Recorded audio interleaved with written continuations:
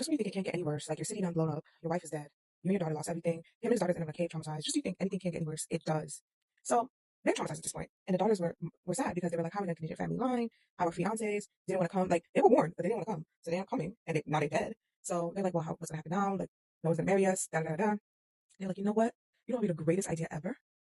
We get our dad drunk and then get pregnant. That idea eats to them. We get their dad drunk and then they both get pregnant.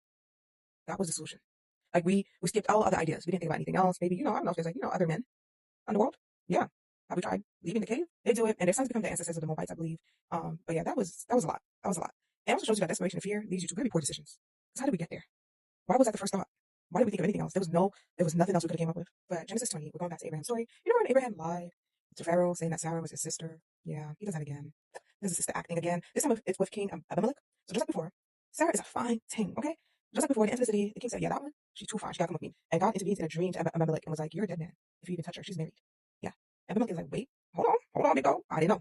I didn't know that. And God was like, yeah, I know you didn't know. That's why I stopped you. So now that you have the knowledge, it's to you to decide what you want to do. Abimelech swiftly gives Sarah back. He said, oh, mm-mm, not at all. Not at all. You can have her, actually. Abimelech, he confronts Abraham. He's like, what is wrong with you? Like, why would you even do that to me? He's like, what did I do to you to deserve that? Like, you almost got my family cursed. Like, God had stopped the woman in his family, like Abimelech's family's womb. Like, he had literally closed their womb. Like, he was about to mess everything up. And Abraham's response was like, well, I was scared. And I thought, you guys kind of look wicked. So I thought it was better to say, she's my sister. So you want to kill me for my wife. Abimelech goes, you know what? Take your wife.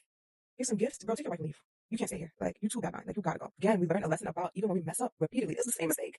God still covers us. He protected him. I had to sit up. You know what's crazier too? Is that when Abimelech confronted Abraham gonna go, well, technically, we brother and sister because we share one dad. And Abraham, please. Like, when that lady became your wife, that became your wife. Like, Abimelech like, you gotta take your riches and leave. So now we're in Genesis 21. And guess what's here? The promise. You remember? They were supposed to have a little baby named Isaac. He's here. It's true to the name. They named him Isaac. And literally, Sarah and Abraham start laughing because they're like, wow, like this really happened. And Sarah's like, yeah, God has brought laughter. Because anyone who hears about this will laugh at me. This chapter just basically, it just highlights God's faithfulness. He made a promise. And although it seemed impossible, and although they waited years, they waited forever. It was still delivered. It's like the timing may not match what our timing is, but God will always come through. Genesis has some gems. So number one, God's promises are for sure. We see this in Genesis 18 and again in 21. God always fulfills his promises, no matter how impossible they seem. Sarah's laugh of disbelief turned into a literal laugh of joy. Like, who really had the last laugh? God, because you really thought like God wasn't about to deliver. And guess what? It was delivered. It was perfect timing in God's will. Another takeaway is that intercession does matter. So we saw in Genesis 18, Abraham was literally going back and forth with God. And it just reminds us of the power of actually interceding. It shows like God is patient and willing to listen when we advocate for mercy. Like, God is a merciful God. Abraham messes up again.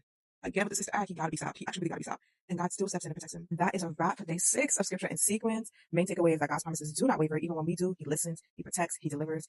Often in ways that challenges our faith or stretches our faith, but grows our trust. As you go about your day, remember this. God's got you.